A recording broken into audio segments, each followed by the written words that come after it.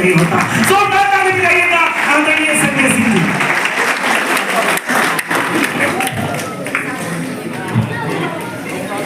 एक बार जोरदार नारा लगाएंगे, भारत माता की, आम आदमी पार्टी, अरविंद केजरीवाल,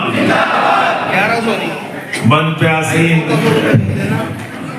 इस क्षेत्र से आम आदमी पार्टी के प्रत्याशी भाई प्रवेश रतन जी, मंच पे आसीन आम आदमी पार्टी के अन्ना आंदोलन से हमारे साथी और पार्षद छोटे भाई अंकुश नारंग जी, मंच पे आसीन दिल्ली की पूर्व मेयर और जिनके वार्ड में आज क्या कार्यक्रम हो रहा है, सभा हो रही है।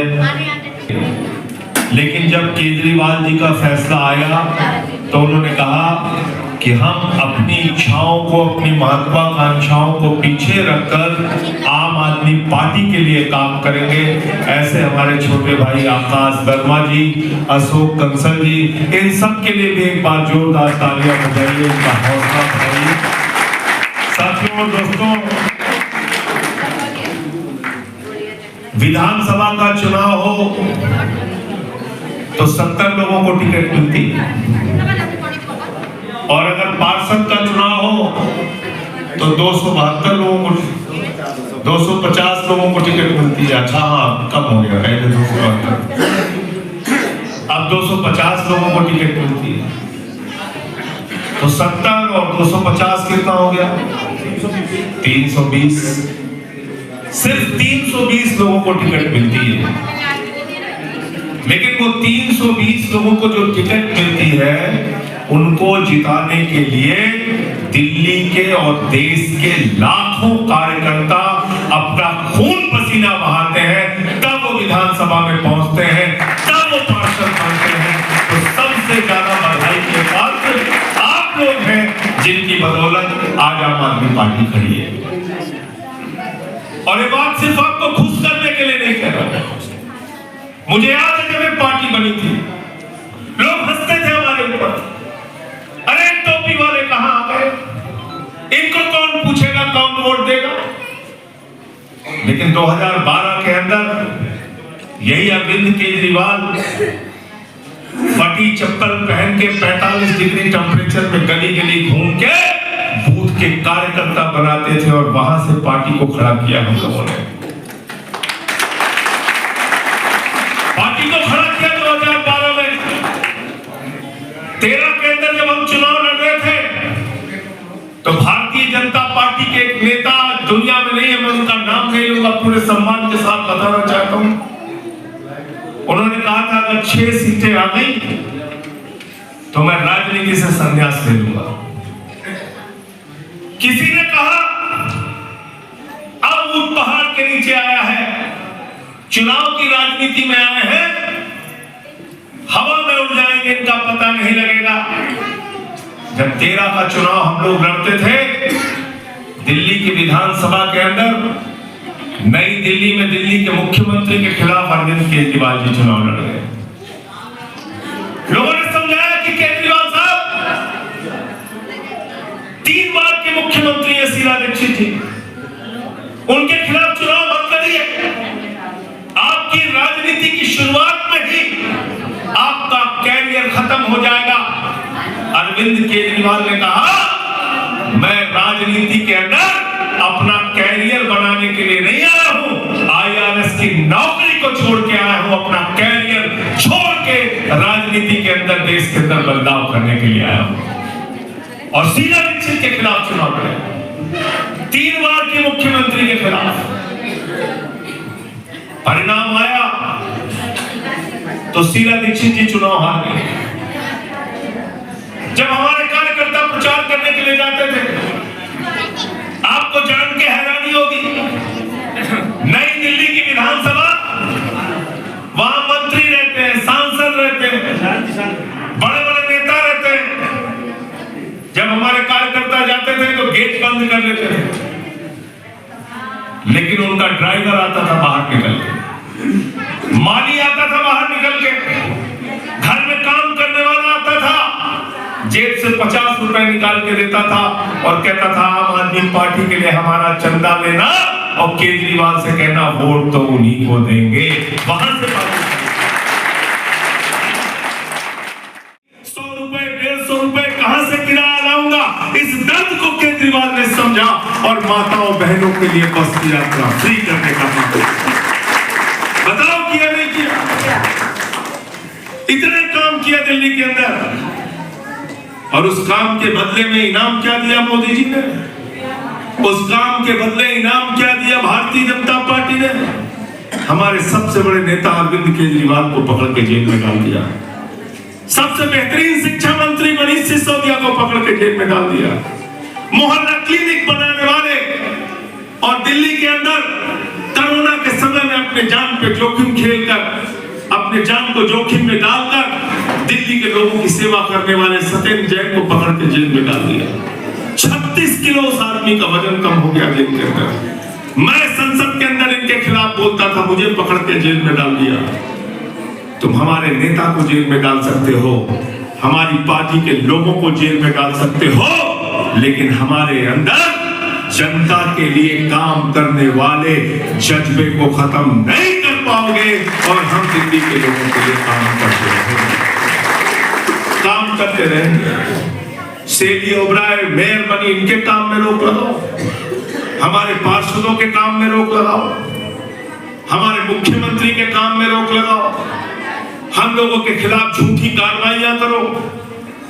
आपसे तो कोई काम होता नहीं मोदी जी, आपसे तो कोई काम होता नहीं प्रधानमंत्री जी। और बीजेपी जितने वादे करती है झूठे वादे, कहा 2 करोड़ नौकरी हर साल देंगे, आज तक नहीं दिया। कहा किसानों के फसल का दाम दोगुना करेंगे, आज तक नहीं किया। कहा इतना काला धन लाएंगे, इतना काला धन लाएंगे, बोरे में भर के लाएंगे, हवाई जहाज से लाएंगे, बैलगाड़ी से लाएंगे, ट्रैक्टर पे लाद के लाएंगे, स्विट्जरलैंड के बैंक से लाएंगे और हर खाते में कितना जमा कर देंगे? सबको याद है, कोई भूला नहीं। 15 पैसे नहीं है। और हमारी माताएं बहनें यहाँ बैठी हैं, पति से 1500 की नोट छिपाकर इन्होंने संदूक में रखा था कि अगर बेटी की शादी होगी तो ये पैसा काम आएगा, घर में कोई बीमार हो जाएगा तो ये पैसा काम आएगा, छोटा सा घर बनाना होगा तो ये पैसा काम आएगा। नरेंद्र मोदी जी ने कहा माताओं और बहनों, यही तो काला धन है, लाइन में लगो, इसको जमा वो भी खाली कर दी, नोटबंदी कर दी, नोटबंदी कर दी, वो भी खाली करा दिया। अभी एक आंकड़ा आया हमको पार्लियामेंट में, हमारे एक सांसद ने सवाल पूछा, ध्यान से सुनिएगा, आम आदमी पार्टी के लोग हो आप लोग, इसलिए आपको जानना जरूरी है। एक सांसद ने सवाल पूछा, देश के सरकारी स्कूलों में कितने बच्चों ने सरकारी स्कूल छोड़ा? सरकार के केंद्र के मंत्री ने कहा 11 लाख बच्चों ने सरकारी स्कूल छोड़ा। 11 लाख बच्चों ने सरकारी स्कूल छोड़ा। पूछा किस राज्य में कितने स्कूल, कितने सरकारी स्कूल छोड़ा? बोले नंबर 1 पे उत्तर प्रदेश है, 7 लाख बच्चों ने सरकारी स्कूल छोड़ा। और दिल्ली के अंदर सरकारी स्कूलों में बच्चों की संख्या बढ़ी है और हमने सरकारी स्कूलों के अंदर ऐसी सुविधाएं दी है कि आज एडमिशन कराने के लिए नेताओं से लेकर पार्षदों से लेके लोग घरों में आते हैं विधायकों के पास, हमारे बच्चे का एडमिशन सरकारी स्कूल में।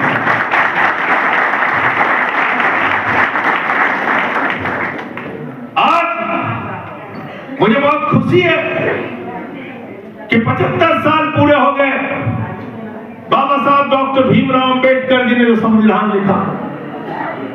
भारत की पहली सरकार है अरविंद केजरीवाल की सरकार, पहली सरकार है आम आदमी पार्टी की सरकार, जिसने कहा सरकारी स्कूलों में हम बाबा साहब डॉक्टर भीमराव अंबेडकर का संविधान पढ़ाएंगे। बताओ हिंदुस्तान के किस सरकारी स्कूल में ऐसा होगा? हमने दिल्ली के अंदर करके दिखाया। अमेरिका के राष्ट्रपति ट्रंप की पत्नी हिंदुस्तान आई, अंकुश भाई, ट्रंप की पत्नी आई, मोदी जी ने कहा गुजरात का स्कूल देख लो, उसने कहा नहीं देखना। बोले हरियाणा का देख लो, बोले नहीं देखना, बोले मध्य प्रदेश का देख लो, बोले नहीं देखना, बोले योगी बाबा का देख लो, बोले नहीं देखना। तो उसने कहा देखना क्या है? तो ट्रंप की पत्नी ने कहा हमें केजरीवाल और सिसोदिया का स्कूल देखना। गई थी नहीं गई थी बताओ? गई थी देखने ना? गई थी ना? पहले लोग कहते थे अमेरिका से सीखो, अमेरिका से सीखो, अमेरिका से सीखो। आज अमेरिका वाला कह रहा है केजरीवाल से सीखो, आम आदमी पार्टी से सीखो कैसे स्कूल बनते। और आप हमारी आलोचना करते हैं, हमारा मजाक उड़ाते हैं। आज मैं एक टीवी चैनल पे था, मैंने कहा 6 रेवड़ियां पड़ चुकी हैं दिल्ली के लोगों के लिए और 7वीं रेवड़ी आ रही है माताओं बहनों के लिए। 2100 रुपए हर खाते में हर महीने जाए। बताओ अपने सारे वादे पूरे किए कि नहीं पूरे किए केजरीवाल से? किए कि नहीं किए बताओ? वादे से ज्यादा काम करके दिखाया। इसलिए आपसे हाथ जोड़कर विनती करने आया हूं। चुनाव में तो अभी बहुत ड्रामा करेंगे भाजपाई, बहुत कूदेंगे नाचेंगे, हिंदू मुसलमान करेंगे, मस्जिद में मंदिर खोद रहे। हम लोग जाते हैं महाकाल दर्शन करने, अयोध्या दर्शन करने, हम मंदिर में दर्शन करने जाते हैं, मस्जिद में दर्शन करने जाते हैं, मस्जिद में मंदिर खोद रहे। मैंने कहा एक बार जरा संसद में खुदवा लो, हो सकता है मोदी जी की डिग्री मिल जाए, उनकी डिग्री खोद लो। मेरे पे तो मुकदमा कर रखा है, किया नहीं किया गुजरात में शैली जी? गुजरात में मेरे ऊपर और केजरीवाल साहब के ऊपर मुकदमा कर दिया मोदी जी ने। बोले क्यों? बोले हमसे डिग्री पूछ रहे हैं। विश्वविद्यालय ने कहा ये मेरा अपमान हो गया। संजय सिंह ने केजरीवाल जी ने डिग्री पूछ लिया मोदी जी का। अरे मैंने कहा भाई अगर अंकुश कहीं से पार्षद है, जिस स्कूल से पढ़ा है, इसका प्रिंसिपल तो गर्व से कहेगा ना, अरे ये अंकुश हमारे यहाँ पढ़ा था, ये पार्षद हो गया, ये परवेश रतन हमारे यहाँ से पढ़ा था, ये विधायक हो गया, ये शैली ओबराय हमारे यहाँ से पढ़ी थी, ये मेयर हो गई, तुम प्रधानमंत्री हो गए, तो तुम्हारे विश्वविद्यालय को गर्व होना चाहिए। उसका अपमान कैसे हो गया?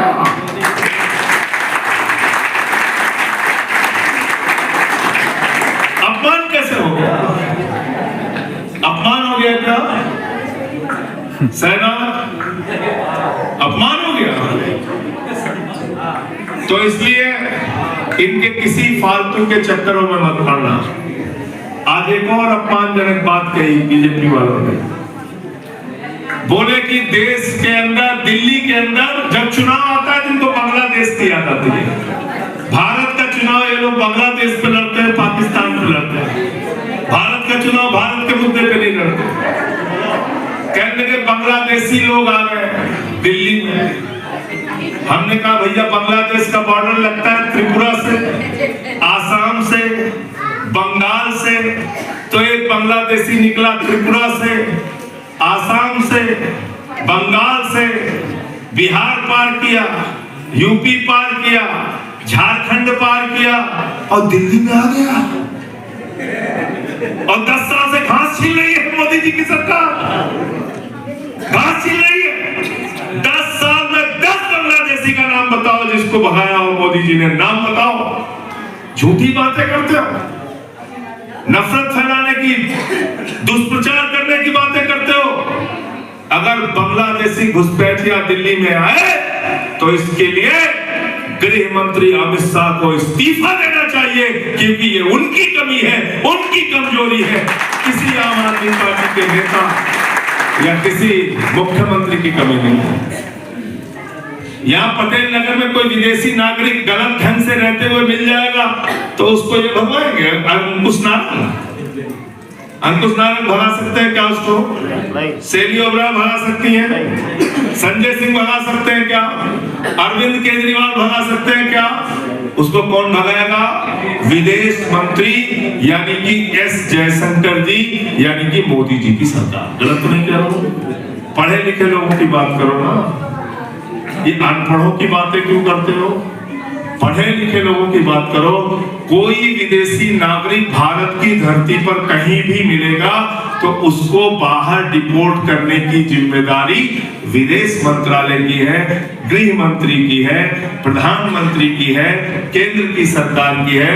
इसलिए ये बातें झूठी हैं। और अगर यहाँ पर बांग्लादेशी घुसपैठिए 10 साल में आए तो 10 नाम बताओ किसको भगाया, किसको भगाया। एक भाषण हमने जरूर सुना था, 50 साल की आजादी का समारोह हो रहा था बांग्लादेश में, तो बांग्लादेश की प्रधानमंत्री ने केजरीवाल जी को नहीं बुलाया, हमारे टीयू सिद्दीकी को भी नहीं बुलाया। किसको बुलाया, किसको बुलाया? नरेंद्र मोदी जी को बुलाया, नरेंद्र मोदी जी को बुलाया। तो नरेंद्र मोदी जी गए बांग्लादेश के 50 साल की आजादी पूरा होने पे, तो कहने लगे मैं बांग्लादेश का स्वतंत्रता संग्राम सेनानी हूँ, मैं यहाँ का आजादी का योद्धा हूँ, मैं बांग्लादेश को आजाद कराने के लिए जेल गया था। बोला नहीं बोला भाई, बोला कि नहीं बोला? तो इसलिए इनके किसी भी झूठ के चक्कर में मत पड़ना। मैंने भारतीय जनता पार्टी को 2 नाम दिया है, एक भारतीय झूठा पार्टी और 2 भारतीय झगड़ा पार्टी। तो झूठ और झगड़ा वालों से सावधान हो जाना। इस बार फिर से अपने बेटे अपने लाल केजरीवाल के साथ मिलके झाड़ू चला देना और दिल्ली के अंदर भाजपाइयों का सहारा करना। तैयार हो सब लोग? हाथ उठा के बताओ, तैयार हो ना? 70 की 70 विधानसभाओं में इस बार हमें सबको इकट्ठा करके आम आदमी पार्टी को जिताना है।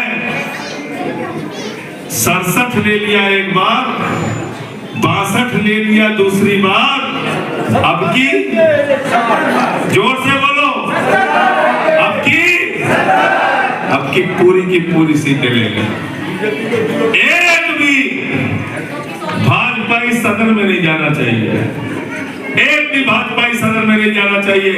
और जब अपना वोट देने के लिए जाना तो याद कर लेना गैस के सिलेंडर की महंगाई को, याद कर लेना पेट्रोल डीजल की महंगाई को, याद कर लेना 2 करोड़ नौकरी देने का वादा किया था प्रधानमंत्री ने, आपसे झूठ बोला।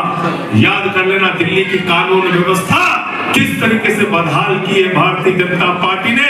नारा दिया था बेटी पढ़ाओ बेटी बचाओ, कहा था नहीं कहा था? बेटी पढ़ाओ बेटी पढ़ाओ। तो बेटियों को पढ़ाने की जिम्मेदारी थी हमारी, बेटियों को पढ़ाया हमने, बेटियों को बचाने की जिम्मेदारी थी बीजेपी की। क्या हो रहा है दिल्ली के अंदर? 5-5 किलोमीटर तक गैंग रेप करके बेटियों को घसीटा जाना, व्यापारी के ऊपर हमला हो रहा है, अवैध वसूली हो रही है, गोलियां चल रही है। यही पटेल नगर का मामला ना, राजेंद्र नगर का, रोज हिंसा, रोज बवाल, रोज हत्या, लूट। मैं आप सबसे कहना चाहता हूं इस बार झाड़ू चला दीजिए फिर से। और पटेल नगर ने 3 बार जिताया है, 4थी बार भी इस बार प्रदेश संजय भैया, संजय भैया, सब लोग तैयार हो ना? तैयार हो ना? रुके ना जी, रुके ना। और जो लोग आपको छोड़ के गए हैं उनको अपने वोट की ताकत से जवाब देना, वोट की ताकत से जवाब देना। जब बक्सा खुले तो परवेश रतन प्रचंड वोटों से यहाँ से जीत के जाने चाहिए। बहुत बहुत शुक्रिया, बहुत बहुत भैया रुके ना जी। संजय सर नमस्कार। सर पटेल नगर की जनता के माध्यम से दिल्ली के लिए 2 शब्द। मैं अपील करता हूं पटेल नगर के लोगों से कि आम आदमी पार्टी को जैसे पिछले 3 बार से आपने जिताया, इस बार भी अपना आशीर्वाद दीजिए, जिताइए। अरविंद केजरीवाल जी के साथ मिलके एक बड़ा परिवर्तन दिल्ली में फिर से आप कीजिए। और जो राजनीति हम देश में शिक्षा की, स्वास्थ्य की, बिजली की, पानी की कर रहे हैं उसको आगे बढ़ाइए। सर जैसे केंद्र को लेकर के जो बार-बार जो अड़चनें आती है उसको लेकर कुछ कहेंगे?